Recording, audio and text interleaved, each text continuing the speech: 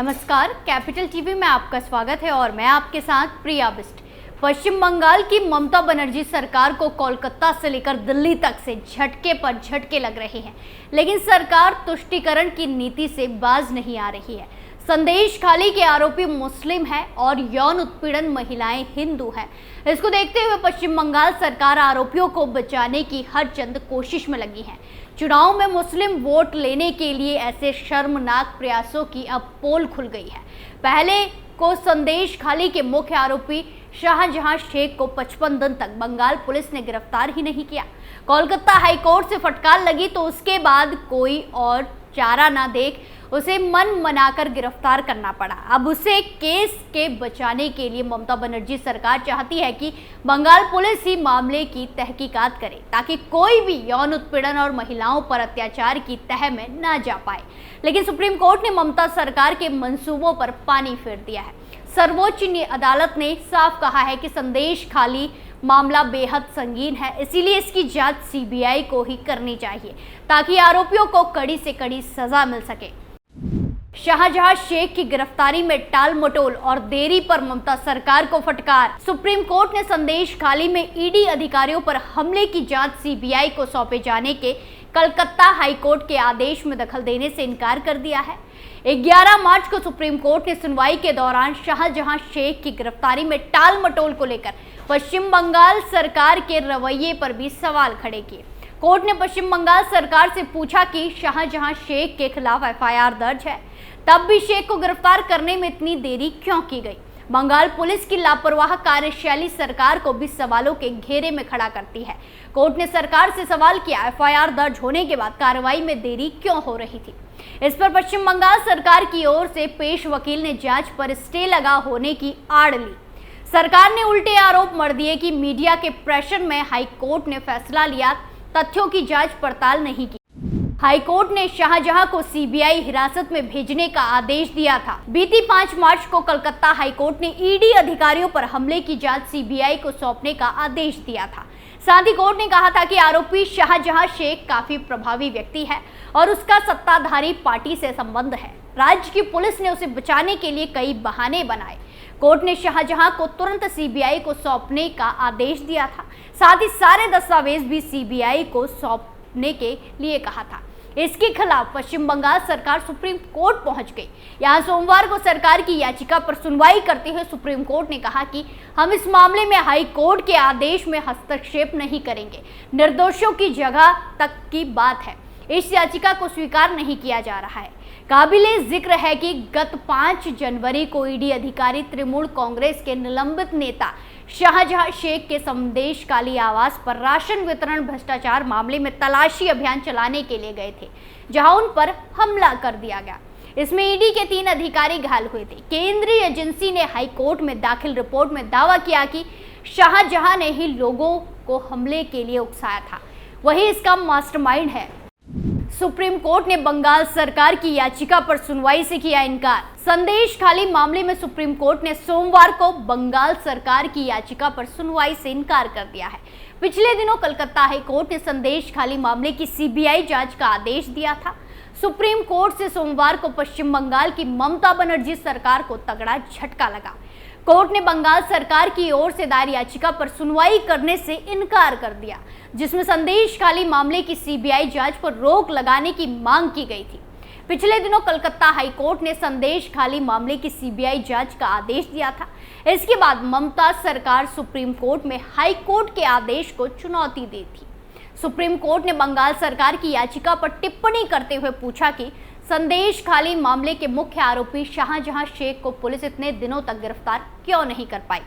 इसके जवाब में बंगाल सरकार की ओर से पेश वकील ने जवाब दिया कि पुलिस ने मामले में पहले ही 7 लोगों को गिरफ्तार किया था, केवल एक गिरफ्तारी नहीं हो सकी थी। बंगाल सरकार की इस दलील पर जस्टिस मेहता ने कहा कि राज्य पुलिस को आरोप पत्र दाखिल करने में कितना समय लगता है।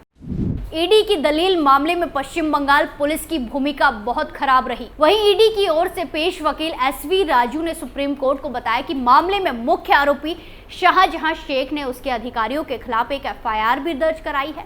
ईडी ने मामले में बंगाल पुलिस पर सवाल खड़े करते हुए कहा कि इस पूरी घटना में पुलिस की भूमिका बहुत खराब रही थी।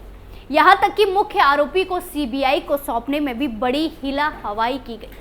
संदेश खाली में ईडी अधिकारियों की पिटाई की घटना के बाद मामले का मुख्य आरोपी शाहजहां शेख काफी दिनों तक फरार था। करीब 55 दिनों की फरारी काटने के बाद बंगाल पुलिस ने 29 फरवरी को शाहजहां शेख को गिरफ्तार किया। शाहजहां शेख इन 55 दिनों तक कहां रहा किसी को नहीं पता। शुरू में ममता सरकार ने मामले की जांच के लिए सीआईडी को सौंप दी थी। हालांकि ईडी ने इसका विरोध करते हुए हाईकोर्ट का दरवाजा खटखटाया था। पहले भी राज्य सरकार को सुप्रीम कोर्ट और हाई कोर्ट से मिला है झटका। इससे पहले भी पश्चिम बंगाल के संदेश खाली के गुनहगारों को बचाने में ममता बनर्जी सरकार की एड़ी चोटी तक जोर लगाना उसके ही गले पड़ गया था। कई महिलाओं के यौन उत्पीड़न के चलते देश भर में सुर्खियों में आए इस केस में राज्य सरकार को सुप्रीम कोर्ट, कलकत्ता हाईकोर्ट दोनों ही न्यायालयों से झटका मिला। हाईकोर्ट ने राज्य सरकार को आदेश दिया कि शाहजहां को केंद्रीय जांच एजेंसियों को सौंप दिया जाए। सीबीआई की टीम शाहजहां को लेने भी पहुंची, लेकिन हाईकोर्ट के आदेश के बाद भी बंगाल पुलिस ने शाहजहां को नहीं सौंपा। पुलिस ने कहा था कि मामला अभी सुप्रीम कोर्ट में है, इसीलिए शाहजहां को सौंप नहीं सकते। इसके बाद सीबीआई को 2 घंटे इंतजार के बाद लौटना पड़ा था। दूसरी ओर राज्य सरकार ने शाहजहां को सीबीआई को सौंपने के हाईकोर्ट के आदेश के खिलाफ सुप्रीम कोर्ट में याचिका लगाई, जिस पर कोर्ट ने फौरन सुनवाई करने से इनकार कर दिया था। दरअसल पश्चिम बंगाल के संदेश खाली में 5 जनवरी को ईडी की टीम टीएमसी नेता शेख शाहजहां के घर रेड करने पहुंची थी। इस दौरान शेख के समर्थकों ने टीम पर जानलेवा हमला कर दिया। इसमें कई अफसर घायल हुए थे। इसके बाद मुख्य आरोपी शाहजहां 55 दिन तक फरार रहा। पश्चिम बंगाल सरकार पर चौतरफा दबाव पड़ने के बाद पुलिस को उसे गिरफ्तार करना पड़ा। इससे पहले महिलाओं के यौन उत्पीड़न और प्रताड़ना में शामिल शाहजहां के 2 गुर्गों को पुलिस ने गिरफ्तार किया था। इसी बीच ईडी की टीम ने जानकारी दी कि शाहजहां शेख की 12 करोड़ 78 लाख रुपए की 14 अचल संपत्तियों को कुर्क कर लिया है। इनमें सरबेरिया, संदेश खाली और कोलकाता में अपार्टमेंट, कृषि भूमि, मछली पालन की जमीन के अलावा जमीन और मकान शामिल हैं। वहीं 2 बैंक अकाउंट को भी सीज किया गया है। इसके बाद शाम को सीबीआई की टीम उसे लेने के लिए भवानी भवन पुलिस हेडक्वार्टर पहुंची। इससे पहले राज्य सरकार ने इस आदेश के खिलाफ सुप्रीम कोर्ट में याचिका दायर की, जिस पर बुधवार सुबह 11 बजे सुनवाई के बाद इसे कोर्ट ने खारिज कर दिया। सुप्रीम कोर्ट ने इस मामले में फौरन सुनवाई करने से इनकार कर दिया था। दूसरी ओर ईडी के अफसरों ने कोलकाता हाईकोर्ट के चीफ जस्टिस को इस बारे में बताया। ईडी ने शिकायत की कि बंगाल पुलिस ने कोर्ट के आदेश का उल्लंघन किया है। ईडी की याचिका पर कलकत्ता हाईकोर्ट में चीफ जस्टिस टीएस शिवगर्णम की अध्यक्षता वाली खंडपीठ ने कहा कि पश्चिम बंगाल पुलिस का रवैया पूरी तरह से पक्षपातपूर्ण है।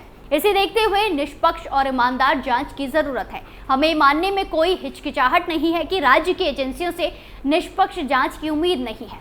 कोलकाता हाईकोर्ट ने कहा कि बंगाल पुलिस आरोपी को बचाने के लिए लुका छुपी का खेल खेल रही है। आरोपी राजनीतिक रूप से प्रभावशाली व्यक्ति है, वो बंगाल पुलिस की जांच को प्रभावित कर सकता है। दरअसल कलकत्ता हाईकोर्ट ने ईडी की सीबीआई को केस ट्रांसफर करने की याचिका पर सोमवार को फैसला रिजर्व रखा था। इस साल 5 जनवरी को शेख के लोगों ने छापेमारी के दौरान ईडी की टीम पर हमला किया था।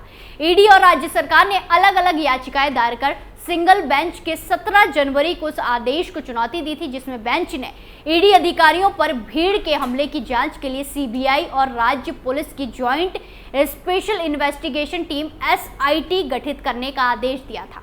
हाईकोर्ट ने राज्य पुलिस के सदस्यों के साथ एक एसआईटी गठित करने के पहले के आदेश को भी रद्द कर दिया और राज्य को सभी कागजात तुरंत सीबीआई को ट्रांसफर करने को कहा। अब नजात पुलिस स्टेशन और बोनगांव पुलिस स्टेशन में दर्ज 3 मामलों को सीबीआई को सौंप दिया जाएगा। इनके अलावा शेख पर अलग अलग अपराधों में 42 से ज्यादा मामले दर्ज हैं। शेख को ईडी की टीम पर हमले के केस में 29 फरवरी को नॉर्थ 24 परगना के मीना खान इलाके से गिरफ्तार किया गया था। फिलहाल शेख अभी 10 दिन की पुलिस रिमांड पर है, जिसके बाद अब एक बार फिर से ममता बनर्जी को जबरदस्त झटका लगा है। आपका क्या मानना है, कमेंट करके जरूर बताएं। इस रिपोर्ट में फिलहाल के लिए इतना ही। बाकी तमाम खबरों के लिए देखते रहिए कैपिटल टीवी। नमस्कार।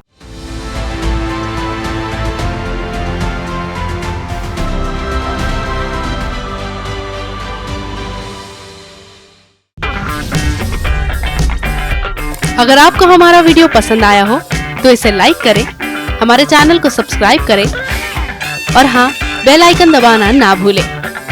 ताकि आप तक हमारे वीडियो की नोटिफिकेशन पहुंचती रहे। आप अपना सुझाव हमें कमेंट बॉक्स में दे सकते हैं। हमारे साथ जुड़ने के लिए शुक्रिया।